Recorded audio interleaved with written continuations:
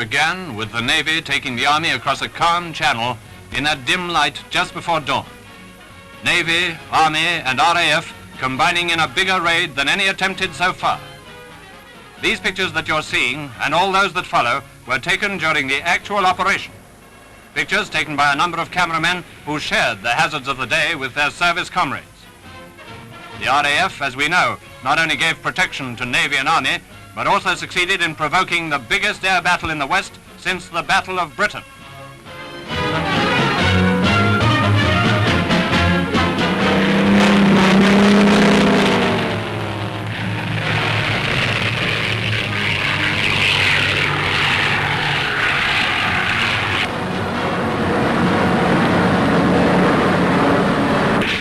In the early morning, smoke lay thick on the sea near the beaches. Destroyers and smaller warships were laying screens behind which more craft could approach to follow up the first landings. That's little enough protection when you attempt to consider the difficulties of the assault. First, a voyage through enemy minefields, then a frontal attack in daylight on a part of the French coast which the Germans had boasted was impregnable. By patient training, by careful planning, and by sheer guts, Canadians and commandos cracked up those impregnable defenses and stayed ashore, destroying and killing for 9 hours. This was the hardest time for the men in the landing craft and the escorting ships. Their job was now to stand off from the beaches and wait. Just that. Long hours must pass before they returned to re-embark the troops. That they were able to lie there waiting is a great tribute to the RAF.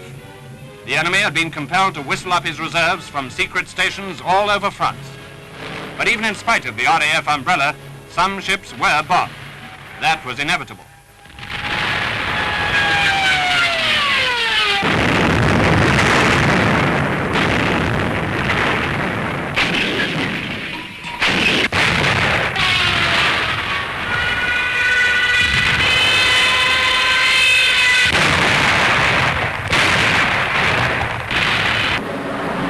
While dogfights were raging over the sea, our Bostons were plastering Dieppe and targets nearby.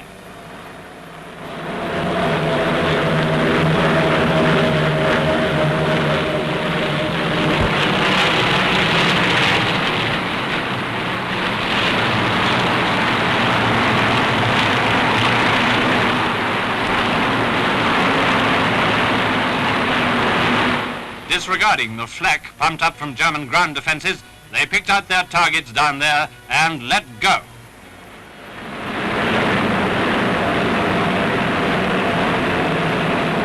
Down there, Canadians and commandos fought like lions, with the Bostons also hitting their hardest. It was a reconnaissance in force, but whatever we call it, we can certainly take heart from this attack. Think back to those days in 1940 and 41, when the job was to keep the Hun away from English beaches and out of our skies. Now it's his job to keep us out, if he can.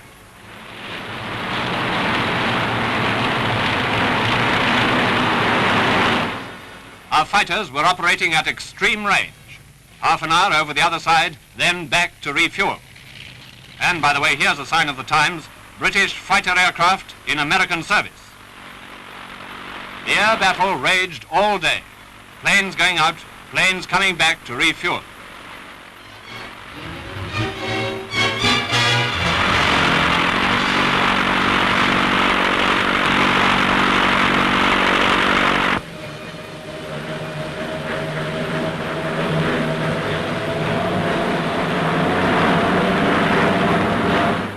All day the air battle raged. There were big losses on both sides. But unlike the Battle of Britain, we were attacking this time. Yet the German losses were certainly as great, probably greater than our own.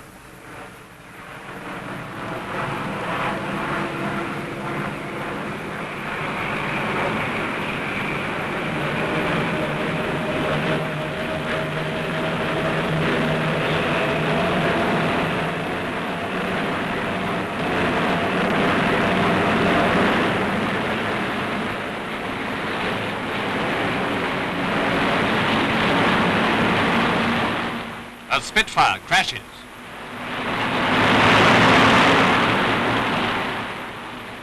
A pilot bails out.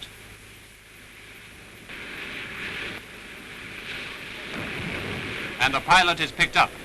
Those planes directed the rescue ship to the spot where a Canadian Spitfire pilot was keeping himself afloat till help came. Movietone's cameraman, Graham Thompson, was in the ship that picked him up. A dramatic piece of filming, if ever there was one.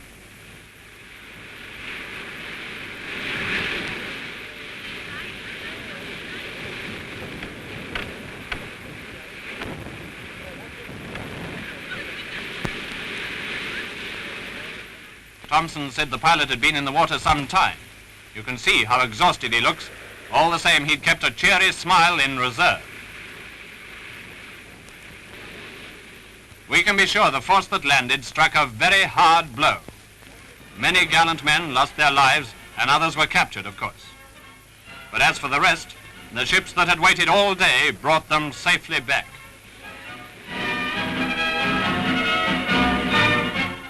Tank landing craft were making their first appearance in a show of this kind. They took our tanks across, and if some of them came home light, well, you'd hardly expect to evacuate all the tanks. Anyway, the TLCs are all ready for the next job. And so are the boys. They had a tough job to do. They did it, and they'll do it again.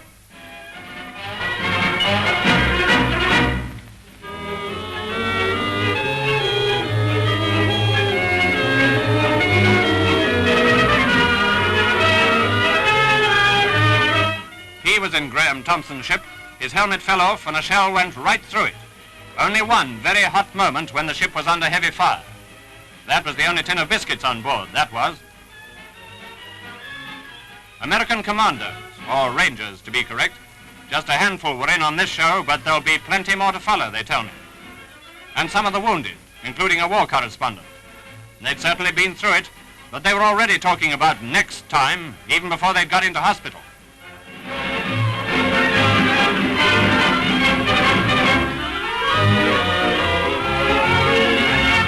We collected a few views at random. What happened to you, Hank? Well, when I was getting off the landing craft, I got a little piece of shrapnel on my shoulder, and when I got on the beach, I got a couple of bullet holes through my hand and a piece of shrapnel on my face. But then I was pretty lucky. How about you, John? Well, I had no time to duck. They were a little bit too fast for me, so next time I'll do my best and try to be a little bit faster so that they won't get me this time. The going was pretty stiff. Men were dropping here and there, and lots of good pals went west. With the evacuation order, 20 minutes before the evacuation order came, I got a piece of shrapnel in the shoulder. I'd like to say that the stretcher bearers were wonderful, and the boys all around, they've done a great job.